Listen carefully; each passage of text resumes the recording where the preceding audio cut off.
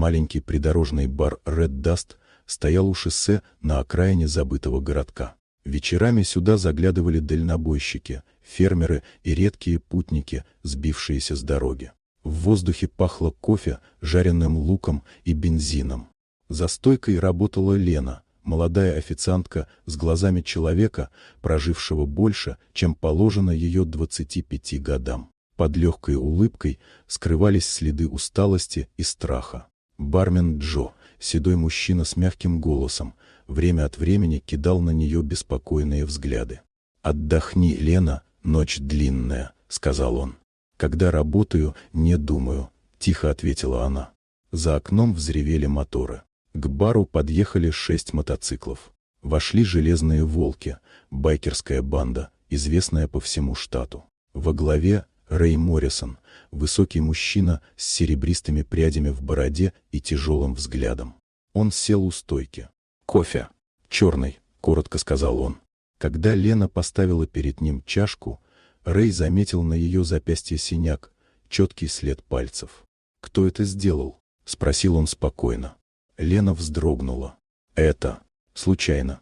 Таких случайностей не бывает», — произнес он, не отводя взгляда. Бар стих. Все почувствовали, что Рэй что-то понял. Через несколько минут дверь распахнулась. Вошел Виктор, крупный мужчина с тяжелым взглядом и запахом алкоголя. «Ну что, красавица?» — рявкнул он, хватая Лене за руку. «Я же сказал, не смей уходить без разрешения». Посетители отвели глаза. Только Рэй поднялся. «Эй, приятель, не видел, где находишься?» — произнес он тихо. «Тебе-то что?» — огрызнулся Виктор. Рэй шагнул вперед и схватил его за запястье. Виктор охнул. «Извинись», — сказал Рэй. «Отвали», — прохрипел тот. «Извинись. Сейчас». Мужчина побледнел. «Прости, Лена». Рэй отпустил его. Виктор, сжимая руку, выскочил наружу. Бар снова наполнился звуками, но напряжение осталось. Позже ночью Рэй сидел в ангаре со своими ребятами.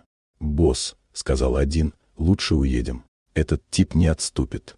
«Может быть», — ответил Рэй, — «но я не уезжаю, когда вижу, как бьют женщину, а все молчат. Так однажды уже было. Второй раз не позволю». На следующее утро Лена пришла на работу раньше всех. Под глазами тени, на щеке свежий след. Через час появился Рэй. Он приходил?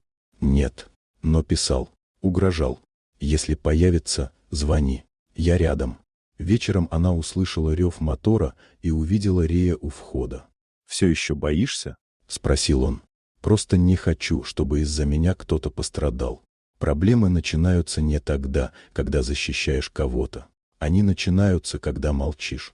В этот момент к бару подъехала старая машина. Из нее вышел Виктор и 3 его приятелей с трубами в руках. «Ну вот и герой», — усмехнулся Виктор. Рэй шагнул вперед. Первый противник получил удар в грудь, второй — локтем в лицо. Виктор рванул к Лене, но Рэй перехватил его руку, вывернул, и послышался треск.